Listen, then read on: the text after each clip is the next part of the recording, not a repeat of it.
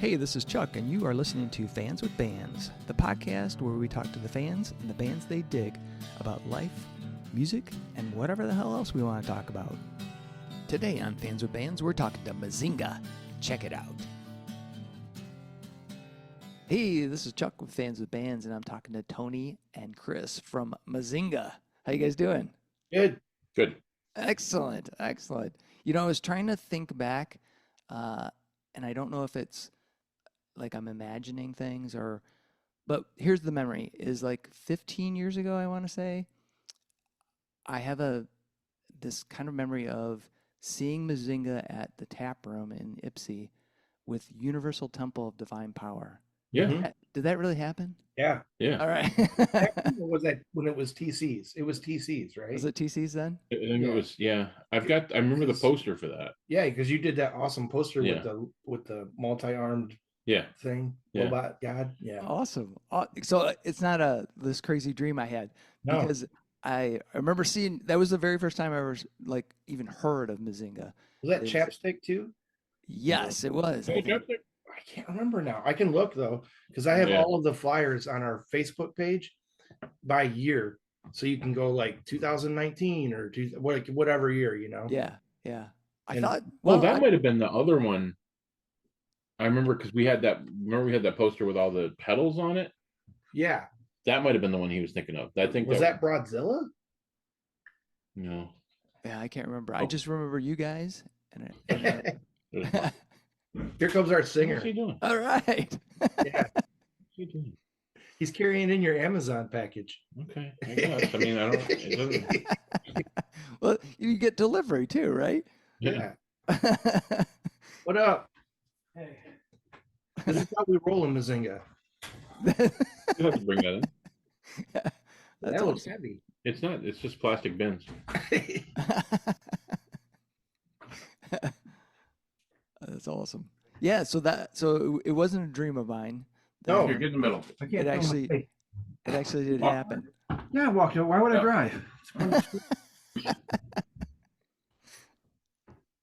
All right, we've already started. I see. Just now. Hey, but Marc. It's not video. It's just audio. Don't worry. Yeah. Oh. Yeah, it's just audio. You don't have to look pretty or anything, even though you look gorgeous. Yeah. I know. Yeah, I was just saying that I think the very first time, well, we've confirmed now, the very first time I actually saw you guys was at TC's or the Tap Room, whatever it was at that time, with the Universal Temple of Divine Power. And so, I thought you guys were fucking awesome then, and I've, of course, seen you since, at Fuzz Fest and things, but I just want to thank you guys so much for being on Fans with Bands. Thanks for having us. Yeah, thanks for having us. Super stoked. What year was that? I'm thinking it was like 15 years ago. So what would that be? It was probably like 2009, I think. Maybe. Oh, yeah. I want to say like 2009. Yeah, it was definitely Al era. Okay. I'm trying to. Yeah, but it was awesome. So I kind of like to start at the beginning, and that is like, how did Mazinga come to be? Oh, good question. So let me set the scene. Early 90s, Ann Arbor, there was a lot of there's a big noise scene, and that started groups like Wolf Eyes and Andrew WK and Couch and all that. Like they all kind of evolved out of that. Uh-huh.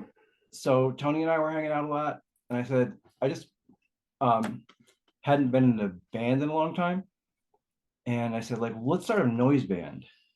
We'll start a noise band and a zine. And we'll call one Mazinga and the other one Grandizer. So we weren't sure which was going to be which. And then about, a year after that planning and all that, rather than starting a noise band, we ended up living with Box. And then Don was down the street from us. So we lived with a bunch of musicians. So there was like instruments everywhere. And we said, like, well, why don't we just make a real band with songs and stuff? And that's awesome. What? I said that's awesome. And it was 1995, so it was also during the sort of the punk revival that was happening. There's like Green Day had blown up, Rancid, and you know, all those sort of groups were starting to get really popular. And so there was like a lot of buzz for sort of 77 style groups at that time. So we were kind of part of that as well to a degree. So like Mark and I have known each other since first grade. My first grade. He was in like second. I was in second. Yeah. Really? Yeah. We met in elementary school. And he got me into punk rock when I was in 8th grade.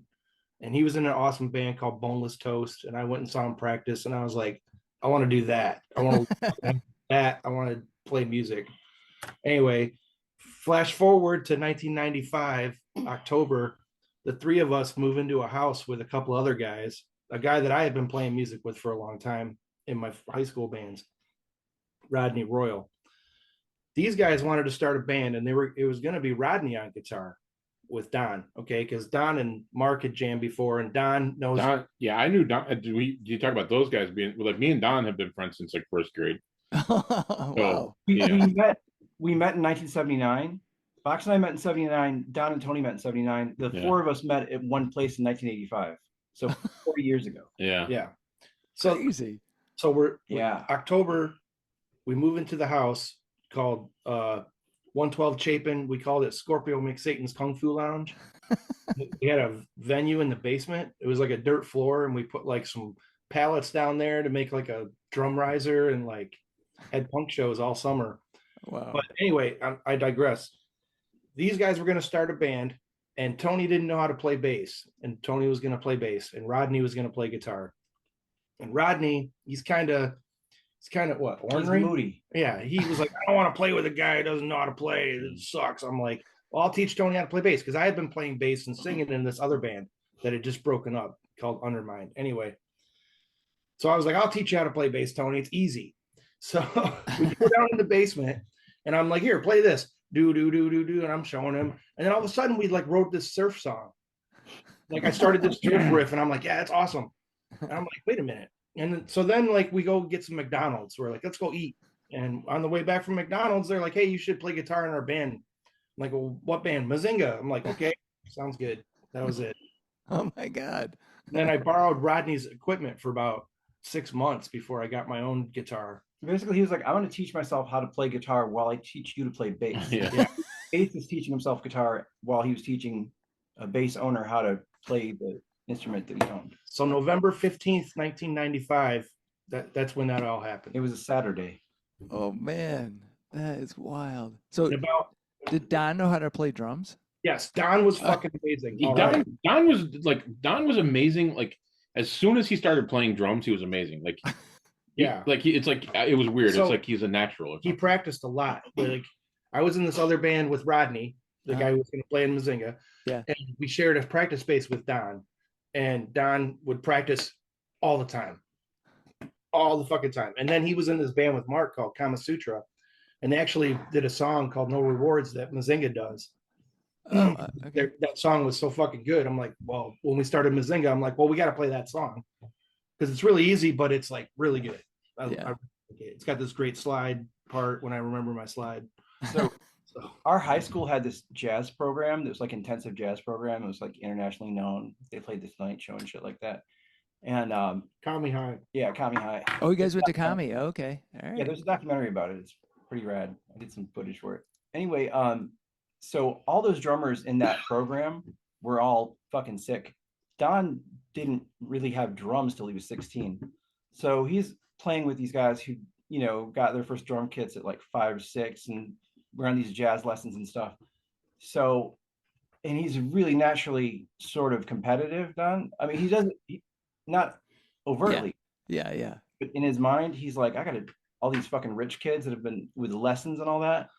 Well, he got good really quickly because just the energy was so competitive.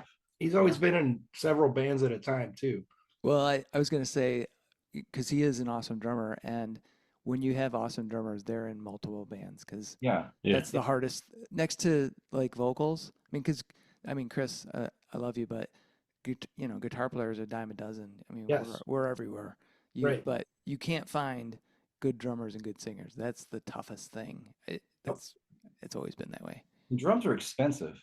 You can't just get a $50 drum kit and then decide like 3 months later that it's not really for you.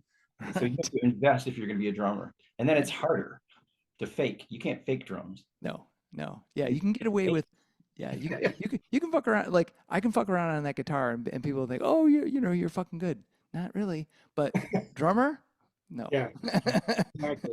Yeah, because I always admire drummers too because I am not coordinated. Like I have some like hand coordination barely, but the just putting, I mean, their whole body's in that, right? Yeah. It's crazy. So what was each of your influences? Like, why did you want to play music initially? Well, I wanted to play because I saw Marc's band. That's right. But did you have any inclination before that, Chris? Yeah, I mean, when I was a little kid, like my parents were into music and would play music around the house and sing with me and stuff. And Tony, Yeah. What? that's him in that goddamn piece. that's how I got my nickname Jukebox. Was I used to sing with my mom on the way to kindergarten. Oh, We would drive to kindergarten and my mom and I would sing songs on the oh, radio. really? Sorry, they're getting pizza in the background there. That's all right. It's all good. It's part of the atmosphere. Anyway, we moved from Ann Arbor to Milan. They grew up in Ann Arbor, but I grew up in Milan. Oh, okay. And when I'd never ridden a bus before, so when first grade came around, I was like, "Oh shit!" And I had to like stand outside, catch the bus and stuff. And my mom was Yeah. like, "All right, see you." And I got on the bus with my little Cylon folder and shit.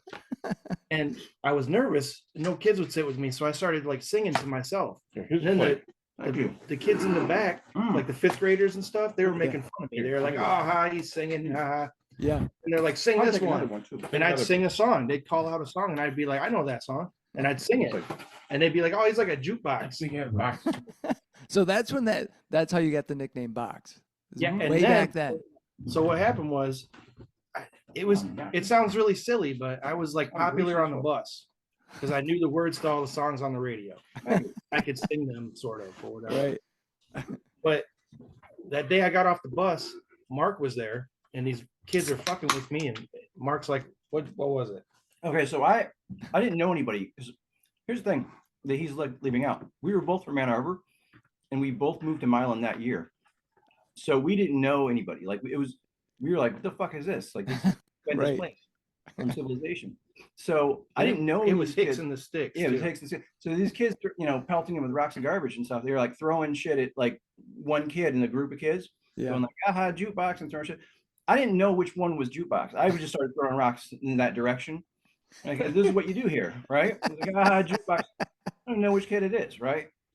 And then later, like I saw some kids yelling at him, and I was like, "Which one is it?" And then they pointed him out, and I was like, "Okay, that one's jukebox."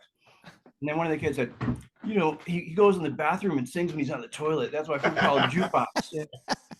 I'm like, damn. He's like, yeah. And then he's just that committed, And then we went later on, like we saw each other at the Black Hole at the movie. Oh yeah, the Black Hole. Yeah. Yeah. And then the next day I saw him on the playground and I was like, "Dude, Black Hole, right?" And like, "Yeah." So we should play that. And then all the other kids were like, "What's Black Hole?" And we're like, "Get the fuck out of here, you non-Black Hole scene." Like, you know what's up? And then we started talking, and he was like, "I'm not really from here. I'm from Ann Arbor." And I was like, "Me too," right?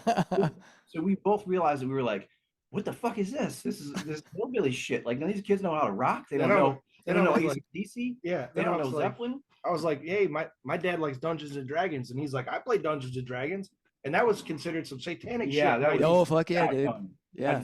Yeah, it was ill. Like Yeah. the other kids were like, "Oh, what do you Yeah. mean?" Everybody looked at you weird if you played D&D. Yeah. Because when I played, I didn't play until I was like 16. But You were yeah, little kids. yeah, that's what I'm saying, dude. Yeah, that's wild that you guys were little playing D&D, which is, I mean, Not by the rules. I mean, yeah, just tried. yeah, scaled down rules. yeah. You're breaking out your dice. Oh, you can't see my dice, but I got some Right. dice. And, yeah.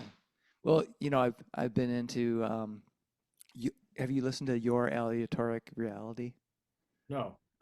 Damon, fucking the guy in END. Yeah.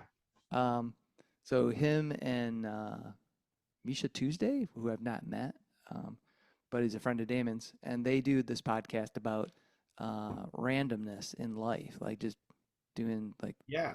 if you go to the a restaurant, you're not sure like which one to order, break out a dice and roll and see what you're gonna do.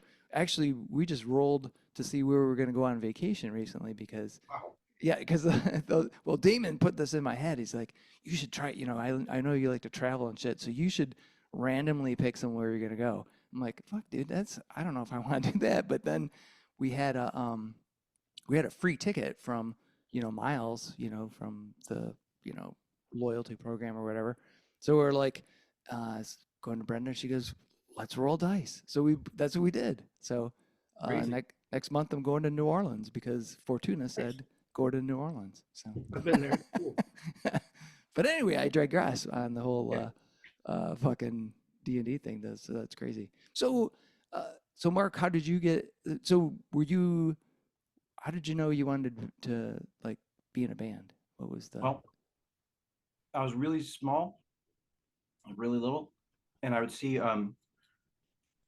well, so I just loved music from the moment I was born and stuff. And I had one of those little kid record players. And then I had a bunch of hand-me-down records from my mom and aunts and stuff, Yeah. like 45s. So I was always really into music.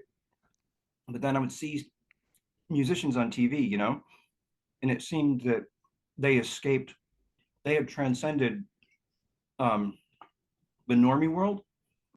For example, I remember seeing Freddie Mercury wearing the half black, half white Oh outfit yeah, yeah.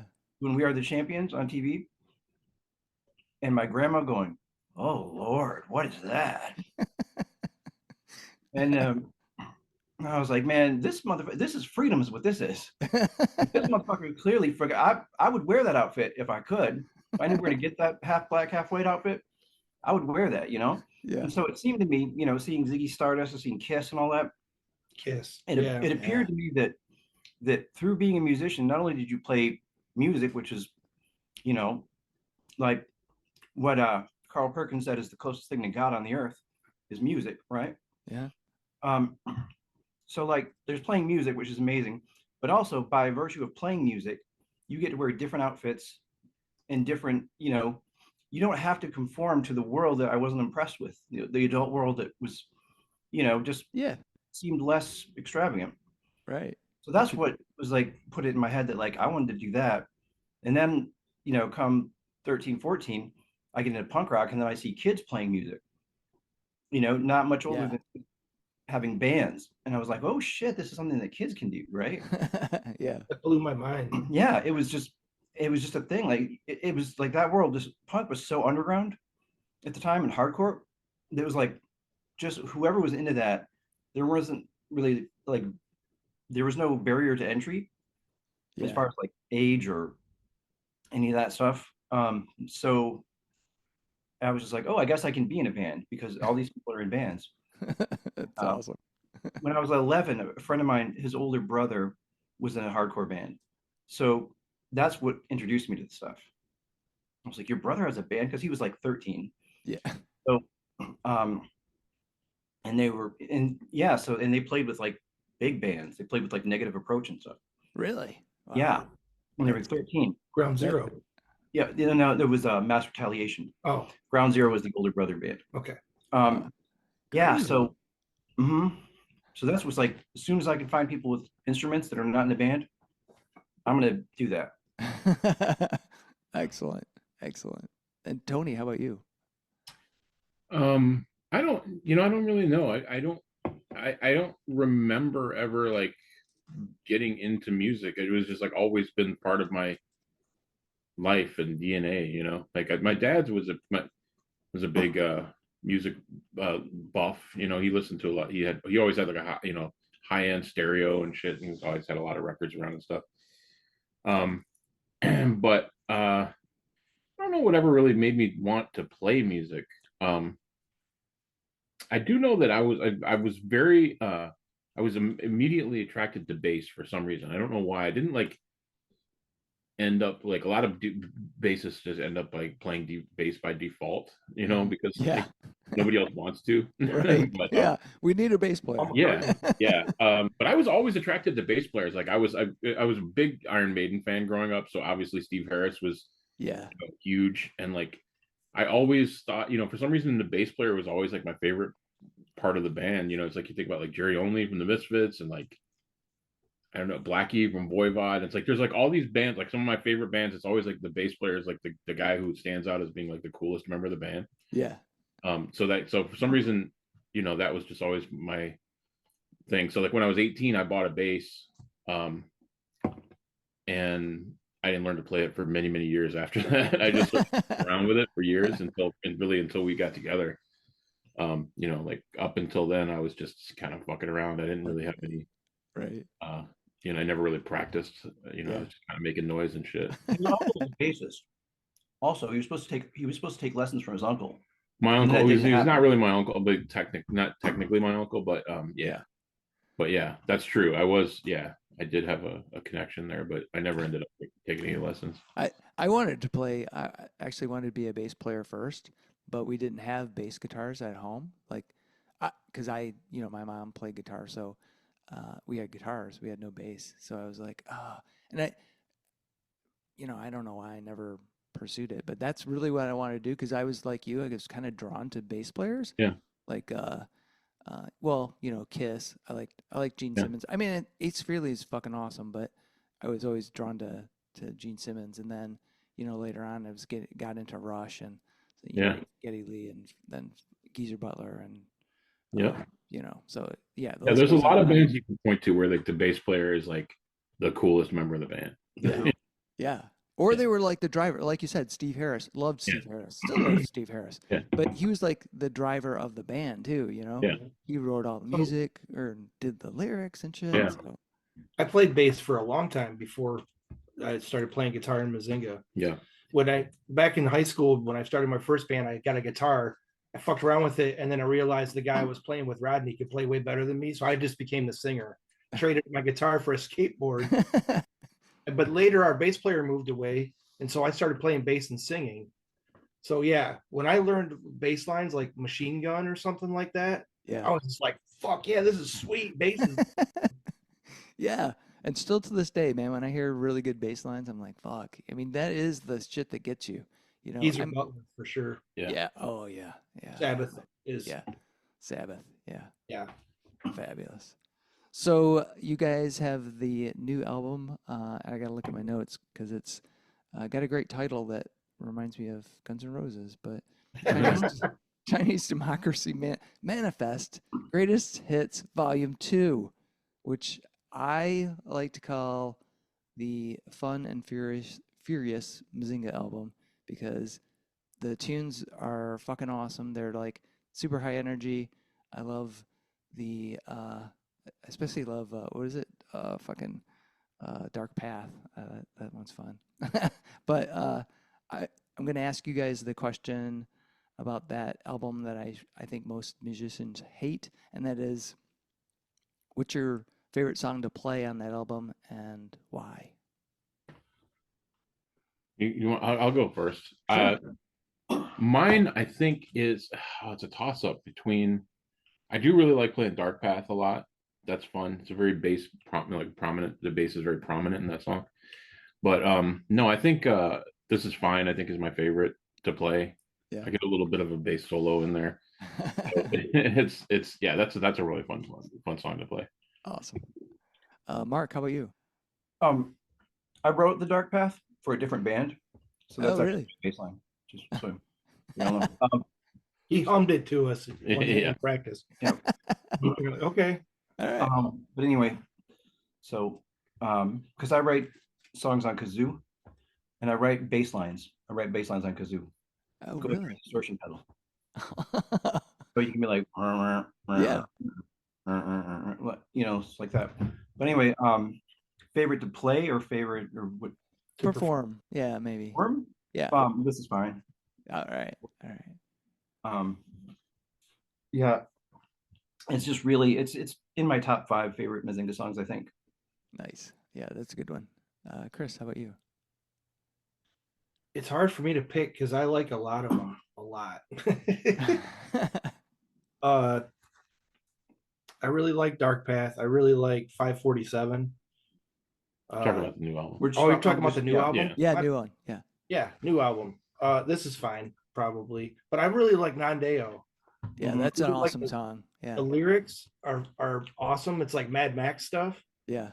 you know, Yeah. post-apocalyptic battle and stuff. And then the vocal melody's cool. And then I love that it's really challenging for me because I have this like I'm trying to channel my inner Judas Priest on that one and doing these little like guitar parts and then having to switch between the wah and stuff back and forth. It's really challenging live just because I got to be on it. I can't just like usually I try and write stuff really simple where I can just jump around and let loose and not think about it. Like, yeah, here's the riff. Woo, let's go. Right. That song I have to like pay attention to what I'm doing. Now wasn't it live? Yeah. Was it? I'm trying to remember. What didn't we specific? Wasn't it? Weren't we specifically like setting out to do like something like Judas Priest like with that song? We're like, it was the working title before it was titled. It was called Jason Priestley. Yeah. But I remember we were like, let's do like a simple like kind of Judas Priest like kind of song. Chuggy. Yeah. That's fun. Yeah, that one's awesome. And when I do that wah part, the screamy kind of wah sound, I love that. Oh yeah, I love that live too. I think it sounds fucking cool. We have Melinda. Do you guys know Melinda? Yeah. All right. What's up? How's it going? She's going to be joining. Cool. Hey, how's it going? Wait, is this live? Yeah. Well, the recording is live, but it won't be used live. Or well, her audio will be, although she's muted right now. Melinda, can you hear us? You should unmute her. I know. Unmute Melinda.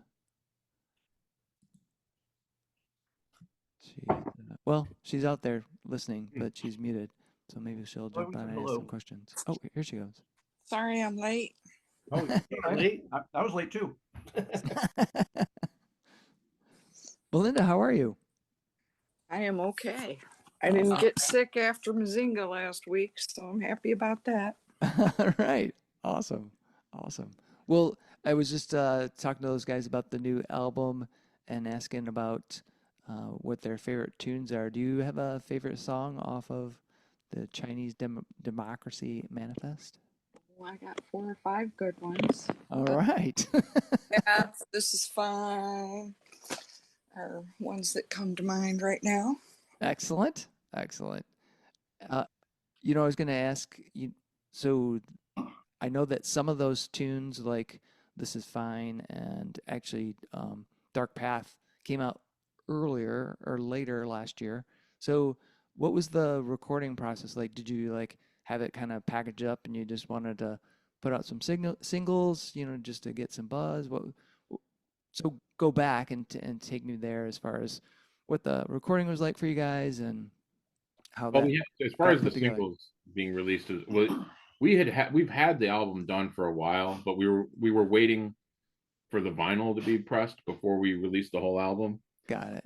So we had so the recording was finished like in the summer, right? Like the end of the summer, yeah. So we had the finished album since like July or something. And so we were just kind of releasing songs a little bit at a time while the vinyl was getting pressed. Cool. Where did you guys record this at? We recorded it all at our rehearsal space. Oh, wow. 2 songs. Let me explain. And we recorded most of it at our rehearsal spot. Don recorded it on GarageBand. He did all the engineering, all of the mic placement and stuff. We recorded like 2 or 3 times, like a practice run, just demoing songs to get the recording process down to where it sounded like, hey, that sounds really good. Let's do it now. And then one day, what was it, March 25th, 2023, we showed up at the rehearsal space. My family went out of town for vacation. We got a whole bunch of like food, like 2 pizzas and Dom Bakery donuts and like case of beer and a bunch of Fago, and like we spent all day. We tracked all 11 songs. There's only 10 on the record. I'll get to that. We tracked all of those songs in one day, and did several takes, and it sounded good. And then the following Tuesday, I came in and did all the second guitar parts. And then at that point, we had like tracked most of the stuff. Then like, well, we spent like a little bit, like a month or so, doing like hand claps and maracas and the synth part on Dark Path. And then we took it to Pete Bankert's house out in Belleville area. Yeah. And he's got all the fancy dancy mixing stuff. Yeah. So we ran it through his Pro Tools, and that's what we came out with. Wow, that's awesome. Yeah, It sounds Marc great. went there and did. Yeah, we did the vocals at Pete's. Yeah, Marc went there and did a lot of the vocals. Nice. And that And we took a did little some bit. of that at Secret Studio also. Oh, it's not secret anymore. So 2 of the tracks we recorded at a new studio that is going to be open officially for business. It's kind of open now, but it's 107 Sounds. It's in the basement of the Ashton family home. Ron and Scott Ashton from the Stooges. Yeah. Their Really? sister Kathy Ashton's running it, and it's going to be awesome. We got to track 2 songs there. We were the first band that recorded there. Holy cow, that's cool as hell. And it's really cool. I got to use Ron Ashton's amp on the songs All Rise and Rock and Roll Jihad. Oh man, that's awesome. Yeah. And Pete Bankert also recorded those there. Yeah, it was amazing. We did all that in like one night. I think we went back, we did those 2 songs in one night, and then went back and mixed them the next day or something like that. Crazy. Yeah, worked out Awesome. good. Yeah. Then it just took a while once we finished recording to get all that, mixing took forever, and then sending it out to get plated and mastered and all that, and pressed. Yeah. Yeah. Well, and pressing takes forever, and has It actually forever. wasn't that bad. Oh, really? But Oh, that's that's hard good. to get the covers done. Yeah, The covers took longer than The anything. covers took longer than the pressing. We pressed it at this place called Archer in Detroit. Archer Press. Yeah. They're great. They've been pressing our vinyl since the 90s. Nice. This is the first time that we've dealt directly with them, but like through other people that put out previous Mazinga releases, they pressed it at Archer. Okay, cool. Like our early singles from the 90s and stuff. And the Blue Snaggletooth first album was pressed there, stuff like that. Anyway, Nice. so when I contacted them, I had it in, and we were able to record there, or not record, I'm sorry, press. You know what I mean? Yeah. Yeah. Awesome. Yeah. So what's, I'm curious, like, what's the songwriting process like for you guys? Are you like old school where you're just kind of get together and jam, or does somebody come up with an idea, or do you think of like a theme that you want to try to write music to? How does it work? We usually just jam, and it's usually Box comes up with most of the riffs. We just kind of usually Box will just start playing something, and we'll just follow him and start, it'll turn into something. I get really inspired when I show up at band practice and plug in, and the first time I'm just like, let's go. And all of a sudden, like Don will start playing something, and I'm like, yeah, let's go, bam, bam, bam. And then there's a riff all of a sudden. And they're also really simple riffs, Yeah. Keep it simple. Then you can have fun. Then you're not worried about like, oh, here comes this part. Oh shit, I gotta remember, Yeah. You can just let loose. Have you ever started any tunes where you've got like Marc's got so Marc, are you writing the lyrics? Yeah. So do you ever start with something where you've got like a lyrical idea, and then you go, hey guys, here's this post-apocalyptic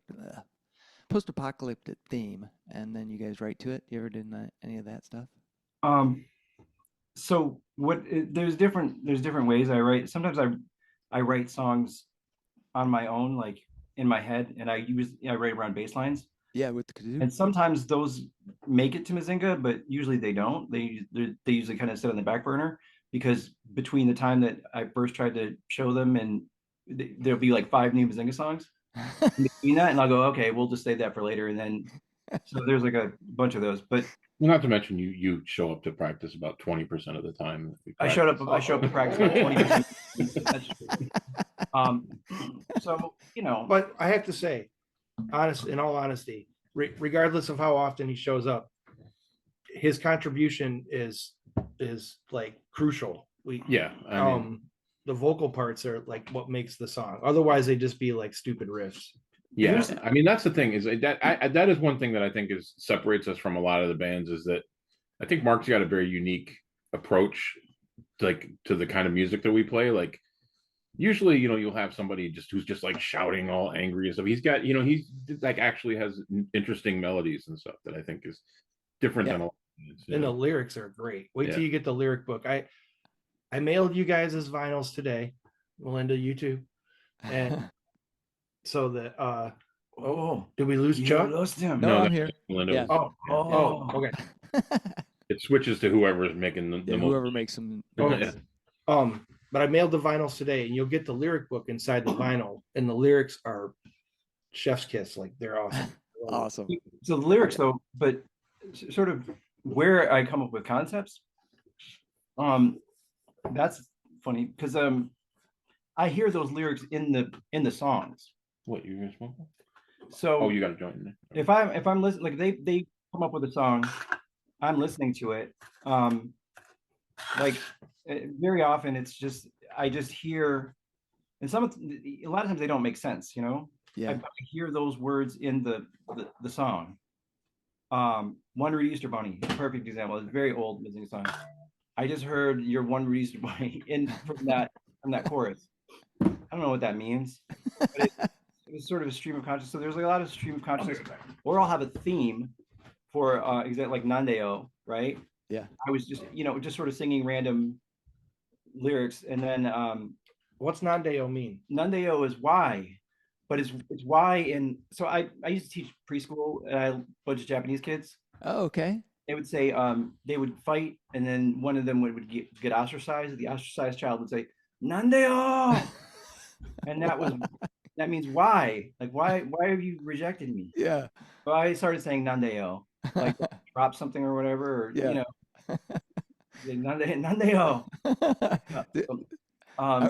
Then I came the story. I sort of had a post-apocalyptic. Well, some of the lyrics were a bit post-apocalyptic as it was being written, and then I said, like, oh, well, how about I have this about a Japanese, like it's like in Mad Max world, right? Right. You don't see the rest of the world in that series, right? Yeah. So you got to figure there's it's not just Australia. There's other countries that are jacked up too. So this is about like a Japanese fellow, and he watches his homeland swallowed by the sea. Like the sea takes Japan. He makes his way to the mainland, and then he's trying to survive as, Mongol gangs and Chinese gangs and these various like street racing gangs are trying to kill him. He's just trying to survive, and he's like, awesome. Why? He's like, why? So like he talks about the different sort of speed tribes after him, trying to kill him. And Nandeo, here I go. Like I remain on the road, And that's one of my favorite parts of Mazinga is when we'll write some riffs and throw them together, and then Marc will come in later and put this vocal thing on top, and you're just like, whoa, what the fuck? Yeah. And then you're like, wait, what's he singing about? Oh, especially, and no offense, Marc, but like he's not like the loudest singer sometimes. No, I'm not. And we play fucking loud. And I have a quiet voice. Especially since I got the Marshall. and so then like when we record it, I'll really hear what he's saying or what's going into it, It's not like he's telling us like this is what I'm singing about, Right. Yeah. He doesn't go like, sit down, guys. Why? No. Yeah. But there's a lot of that. Another thing I do though is that I've had songs that I've written with different melodies. Yeah. That I was going to bring to the group, and then we had like the perfect example is This Is Fine. So I wrote that with a totally different melody, but I had all those lyrics and it had its own melody. I wrote it on my own while I was working through I was an essential worker through the lockdown. Oh yeah. So I had that one written, but it was like sort of a slow, moody kind of thing. And then when that song arose, I didn't have lyrics for it, but I figured that I could transpose those lyrics on top of it. So that's happened as well. Like that, or Legacy is another example. Way, way early Mazinga song. I wrote that years earlier as a so I took that bluegrass chucked the bluegrass melody and put the existing lyrics over top of it. Nice. Yeah, I'm looking forward to checking out the lyrics because you can hear most of what you're saying, but then sometimes you're like, well, how did that go? You know, so yeah, especially in what is it, the Super Karate Oh yeah, fucking monkey? I yeah. Yeah. was like, I was trying Karate to Monkey figure out Death Card. what is going on in there. Now there's an example of a prompt. So I had the prompt Super Karate Monkey Death Card. That was the working title before I had any lyrics to it. Oh man, And so, but that wasn't supposed to be. Usually, what happens is they'll have like just a temporary title, and yeah. then I'll change it once the lyrics are written. But in that case, it was sort of like challenge accepted. I'm Yeah. gonna, I'm gonna actually try to incorporate Super Karate Monkey Death Card in those lyrics. That was a news radio reference. I came up with that because I'm obsessed with news radio. So. Yes. And there are people who understand that reference, like if you put it into Google or whatever, Yeah. you'll find people that that bond through that episode. Oh man, that was on news radio. Yeah. Yeah. Really? It was the I episode love where, that show. it was the episode where Jimmy had done his autobiography and had it translated from Japanese back into English, or like from English to Japanese and then back into English. And his that ended up being the title of the Oh, the episode. dude, I gotta go find that episode. Yeah. Business, Yeah, it was Donkey. his autobiography was Capitalist Lion Tamer, and then when it was translated into Japanese as Macho Business Donkey Wrestler. Yeah. Oh man, yeah. But there, the funny thing is though, I don't want to get too deep into news radio trivia, but that Super Karate Monkey Death Card actually appears on 2 different episodes. There was that one, and then a previous episode earlier when Lisa's talking about her brother designs video games, and she says one of the video games that he designed was called Super Karate Monkey Death Card. So. That is awesome. That's a really good example too of where Marc came in with these lyrics and he had the say what part. So on that song, there's supposed to be like a sing along, say what, and he came in with this part, and I never would have thought of that. It takes me a million years to come up with vocal parts for a song, but he'll come in with these awesome parts where we can be like, wow, that's great for like background vocal part, because it was the it was like say. Well, you kind of heard it in there. Oh, and another thing about that song is, I don't know if we want to get into the whole vocal recording process because that was the whole thing, but there's another verse to that song which we did not record, which is incredible. Yeah. So like we're gonna have to do another version of that song. About the one about Pocahontas. Yes, like that. Yeah. There's a third verse that's amazing. So we're gonna have to re-record that song at some point with that third verse because. Did you ever do it live with the third verse? I don't know what he's doing. I have to ask him. Yeah. It's really hard for me to sing live because I don't sing naturally that fast. I get mush mouth. Yeah. So a lot of times live, I'm just like word, because it's really hard to sing. Well, I didn't realize that at the time when I wrote it. I didn't realize it was hard to sing until I wrote it and then had it in front of me, on the microphone, and I was like, "Oh fuck, I have to do this now." Yeah, that was by far the most challenging experience in the vocal recording process. That song. Was, oh my god! And it took place at 3 a.m. Oh man. So one of the things I like to ask folks is like, what was your very first album that you purchased? Not something you get that was given to you, but something you actually bought. I know this answer immediately. Is it? Go ahead, Tony. Mine, there was actually 2. I bought 2 records at the same time. This was I would have been like 10 years old, I think. So this would have been like 1980 or so. Uh-huh. I bought Blondie's Parallel Lines and Devo New Traditionalists. I bought those 2 albums at the same time. Those were my first 2 records.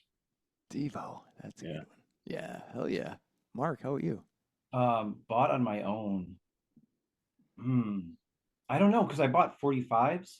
Yeah, that'll work. 45s. So, as far as like long playing albums, I think it was. Oh shit! I don't know. I have to think about it. I have to think about because I got a lot of albums as gifts. Yeah. When I was a kid and stuff, so you know, I would ask for them, and so I would get the ones that I asked for. So you know what? I think it was the first Billy Idol, the self-titled. Oh, okay, cool. But I could tell you my first LP because this is more interesting. Yeah. So when I was 4, I had a little kid record player, and I had a bunch of 45s. They were mostly like kid records and stuff. Well, they were like bubblegum stuff from my aunts and Yeah. most of stuff from my mom. And then I had Like the little Osmond records, Brothers. like I've been working on the railroad and stuff like that. Yeah. And then I had one LP, and that LP was the best of Sam the Sham and the Pharaohs, featuring Willie Bully. And that was my only LP for like years and years. I had one LP, and I thought at the time like everyone had different records. Like I'd go to people's houses and they would have like, you know, my mom and dad had different records than other people's moms and dads did. So I thought it sort of like it didn't occur to me that some people had the same records. I thought everyone like sort of had a different record. Their own collections. Yeah, right. So I thought that Sam the Sham and the Pharaohs record was like my only, like I thought no one else knew of that. That was my record specifically. And yeah, so that was a great record. I mean, it was a collection, singles collection, Yeah. like the new Mazinga. That's awesome. Yeah. My first album was Kiss Unmasked. Kiss Unmasked. Oh man. Yeah. That's like one of the worst Kiss albums. But it's actually pretty good. It's actually pretty good if you listen to it now. That's got Vinny. No, it doesn't have Vinny. No, No, it's Ace's last record. It's the last 4 dudes record. Oh really? They have Torpedo Girl is the Ace song, and what's it? Naked City is a good Gene jam. When did that album come out? 80 or 81. Was it? Yeah. Oh wait, Unmasked. I'm thinking Unmasked. no. I'm thinking of It's got the no. cartoon cover. You're thinking It's like a comic book cover. What's the one that what they have with Vinny when they're unmasked on the cover? That's not Unmasked. That's the one. Yeah, I know. Creatures of the Night. No. It was it was 83. Yeah. No Makeup? What the hell No was the name Makeup. of The that? first No Makeup record. I can't remember. That was the one that had Look It Up. It was Look It Up was the album, I think. Was it? Look It Up? Yeah. I think so. I think you're right. Yeah. Yeah, I kind of fell off the Kiss bandwagon after those 4 individual albums came out. They did double platinum, and then they did those 4 individual. Those were all horrible except for Aces. No. Aces That's not was true. good. Aces is great because it's Eddie Kramer. Yeah. Right. Yeah. But Gene's, the one with all the guest stars, is bananas. Like It's horrible though. It's awful. It's got like Donna Summer and Bob Seger, Aerosmith, and I know. They're all, but there are some jams on there though. No. No, there are. I was like, when I heard those, I mean, I was really into Kiss. I mean, I was in the Kiss Army. I've got the Kiss belt buckle, and you know, when I first heard like Kiss Alive, when I was in 6th grade, and I was just like, what the fuck is this? This is so awesome. And when you were, I think it was maybe Tony talking about your parents like wondering about some music. Maybe it wasn't you, Tony, but anyway, my grandma was so like for my birthday when I was like in 7th grade, I wanted to get Destroyer, and so my grandma bought it for me. But she was like, "Who are these devils?" You know. What are these devils? And then when my mom, because she was like, yeah, listen to whatever you want. But then when she heard the lyrics to Cold Gin, she was like, what in the hell? Their lyrics are hilarious on those first 4 records, dude. They're so funny. Kiss is hilarious. They don't get enough credit. I think their riffs are great. Yeah. I have a funny story about Destroyer. I was like 7 years old, and sometimes my dad would let me put a record on. So I'm flipping through his records. I find Destroyer. I'm like, fuck, what is this? Right? Look at that cover. And my dad's like, oh, this guy at work gave it. He said, you're going to love this. And it's no good. You can have it. So I took it into my room with my little kid record player. And that was my, I had that and Sam the Sham and the Pharaohs. So, yeah, that Destroyer was like, I listened to it constantly. And then my dad was in that record and tape club, you know, where you get all Columbia you get all the records he wanted, and then whatever was left over, he'd get me a Kiss, whatever the Kiss was. Nice. Yeah. So I had like double platinum and Alive 2, and Kiss Live 2, Rock and Roll Over, and My neighbors had all those, and the neighbor's dad would paint our faces Oh, We'd cool. run around like we were Kiss, Yeah. have fun, and then I'd go home and my dad'd be like, "What the fuck? You got this fucking makeup on your face?" He'd be all mad. I'm the only one of these guys of any of us who had an older brother, so I think I my music knowledge was a little bit more advanced as a kid. You know, because I have a brother who's 2 years older than me, so he was into cool shit. Yeah. So he was always Kiss is cool. okay. Yeah. No, I had two like young aunts at the time who were like teenagers in the early to early 70s and stuff, and they used to give me records, me and my brother, and so we were early, exposed to like Black Sabbath and Led Zeppelin and stuff like very early on. Yeah, I feel like because I'm the oldest, so I feel like I missed out by not having like when I talk to people about their musical experiences, when somebody has like an older sibling, it seems like they got the the direct like into Sabbath like Yeah, right away. Like they're like 5 and they're fucking listening to Sabbath. yeah, I Where was listening to where I'm Sabbath. I'm listening to fucking Billy Joel or whatever the fuck was on, Yeah. And it wasn't until I was, teenager, like 15. Well, yeah, till I got into Sabbath and shit like that, 16. Same. So, I didn't get into Sabbath till high school either, like late Sabbath. yeah. For I mean, me. I heard it on the radio, and then I can still remember this. We went to this record store in Brighton, and we were I was with my buddy, and we were just going to buy some albums, and it was going to be based on the album cover, and he'd been looking at Iron Maiden's Killers, for just we had no idea what Iron Maiden was. Just saw that You- cover and go, what the fuck's this? And I saw Sabotage from Black Sabbath. And I'm like, look at these dudes, and because I knew Black Oh, Sabbath, but I'm like, what is going on here? I think Bill Ward's got those red pants That's on. the Yeah. motorcycle, right? Yeah. I'm like, I'm getting this one. And that album is fucking killer. Sabotage, got Hole in the Sky Yeah. and Hole in stuff. the Sky. That's the Yeah. jam. That's the Yeah. ultimate jam. I Yeah. found that album in a box of albums on the side of the road, and was like, Jesus, Mary Joseph, look at these fuckers. Yeah. Like, yeah, Bill Ward, the trousers, man, you can't forget that. They all look high as shit, and like Oh yeah. Ozzy's in a bathrobe or something like that. Yeah, he's Yeah. got some kimono on. Yeah. Yeah. I think he was wearing it as a bathrobe. Yeah. Well, and then like Tony Iommi's got like a Photo shoot. Miami Vice kind of look. Yeah. Yeah. Sabbath is a huge influence on Mazinga, though. Oh, yeah.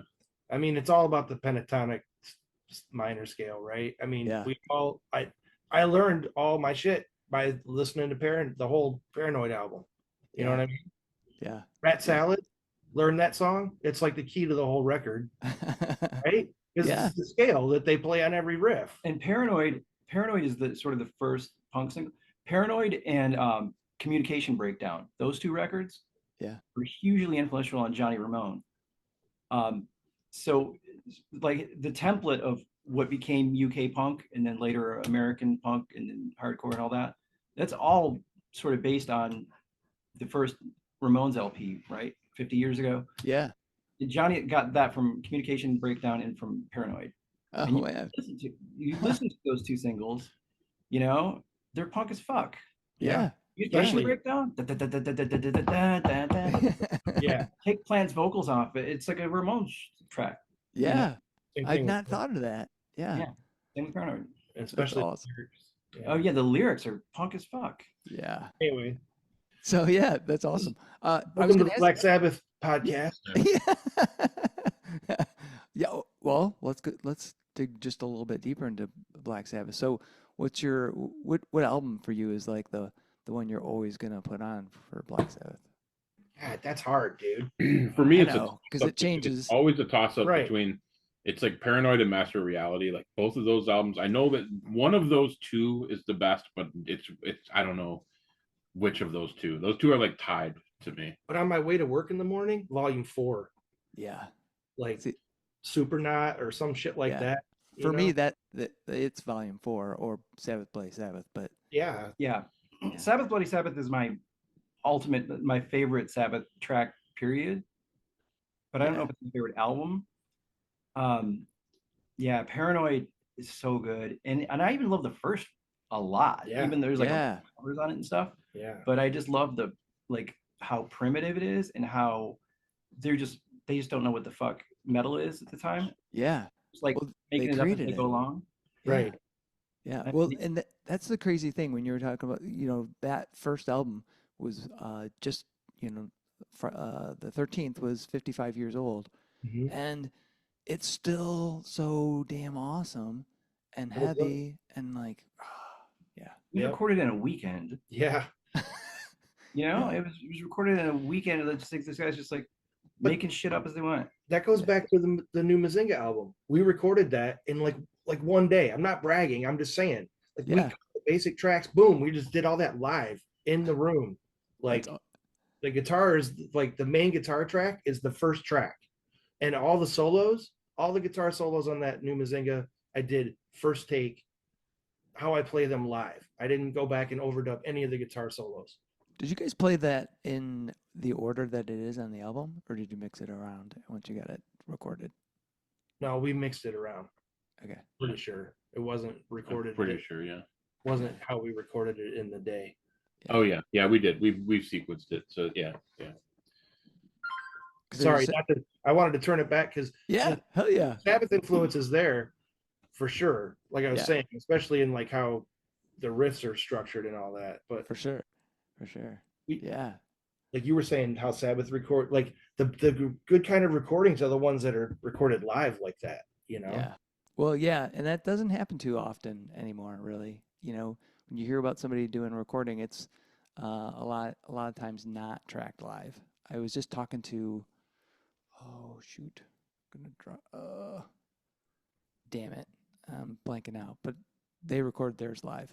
It was with John Michael from the Idiot Kids recorded them. Shoot, the Absentees. Have you heard of them? Mm-hmm. Yeah, their new albums it's really good, but they track theirs live, and I was like, holy shit, because not very many people do that. Just like go for it and record everything.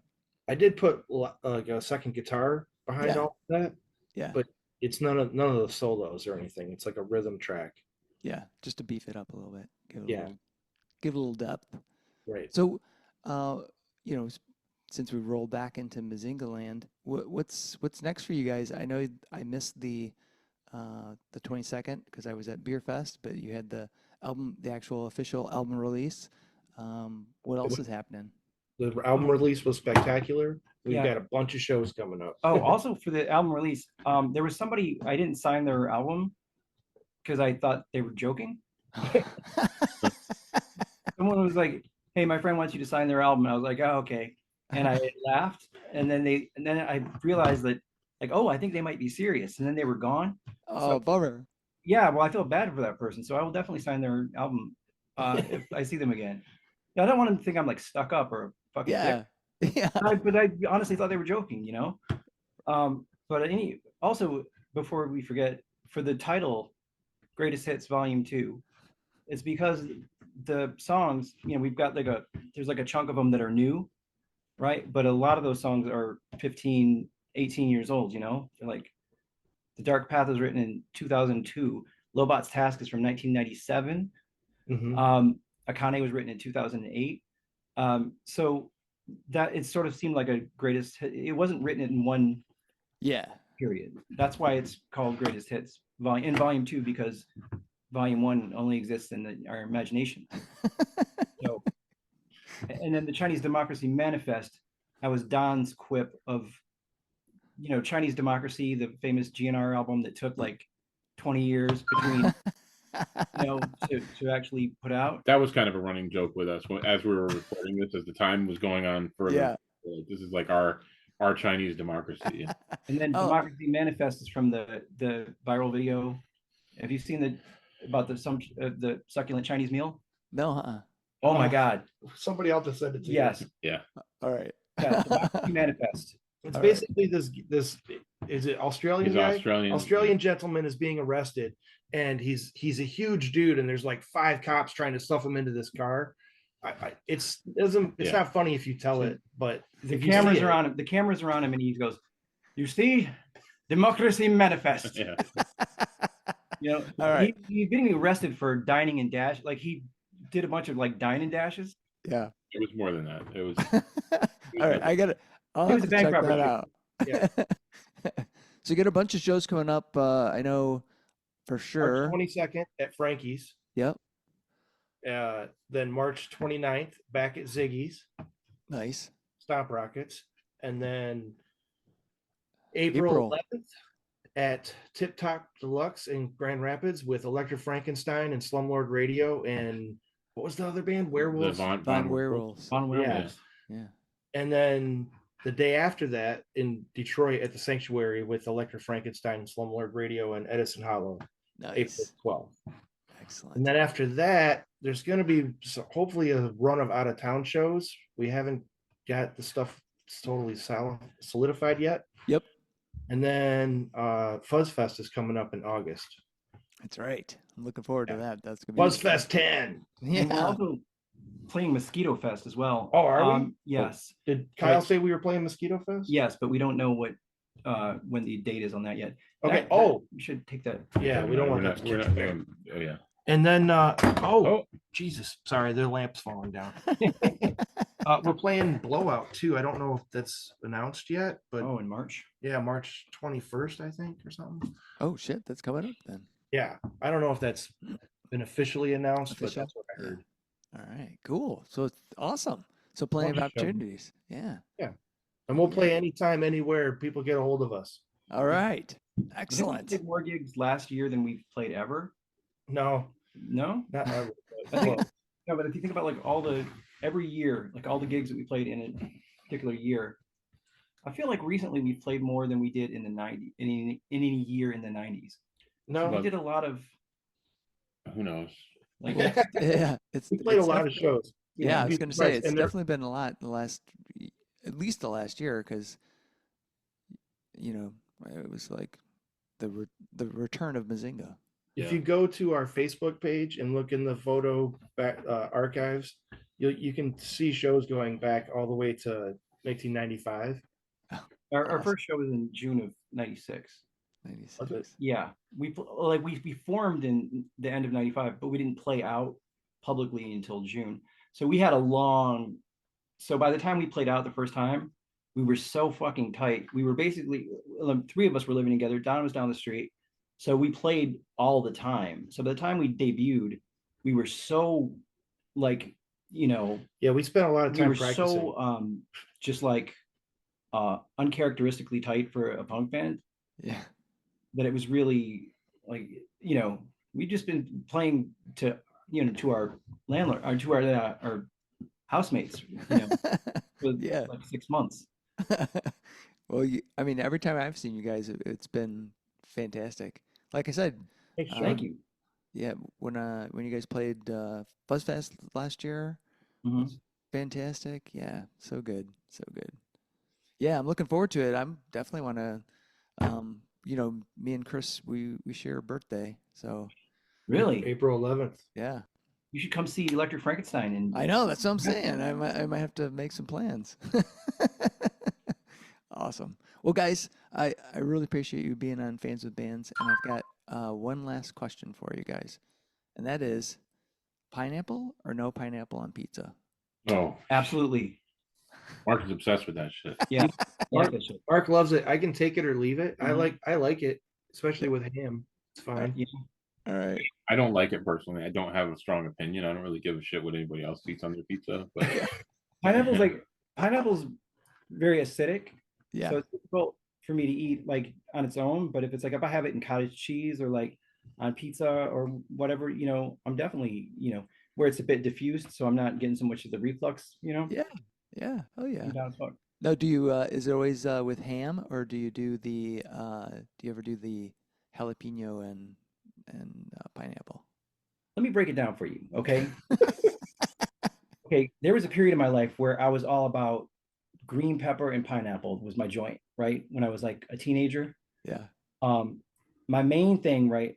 Like if given a choice, I will do a supreme, right? Like, your Yeah. your pepperoni, ham, green pepper, onions, pepperoni, like that situation. But I will swap the mushrooms For the For the pineapple. See, Oh. because mushroom, unless they're gonna, take me somewhere. They're not It's adding kind of hard, anything. So that's like my definition of a perfect pizza right there. Awesome. If you had a pizza place, that could be the Marc special. Yes. Awesome. Well, guys, thanks again for being on Fans of Bands. I really appreciate it. Thank you for Chuck, having us. we And really thank you, appreciate Melinda, for joining. Yes, thank you, Melinda. All right.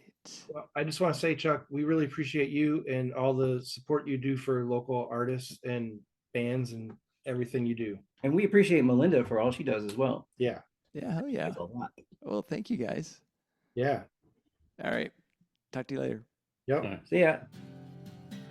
Many thanks to Chris, Tony, and Marc from Mazinga for joining me in this episode of Fans of Bands. Man, I love Mazinga. Their new album, Chinese Democracy Manifest Greatest Hits Volume 2, is one blasting tune after another, and it does a fantastic job of capturing their live sound. Being a fan of the band, it was a joy to talk with these guys about how Mazinga was formed, as well as their own journeys in music.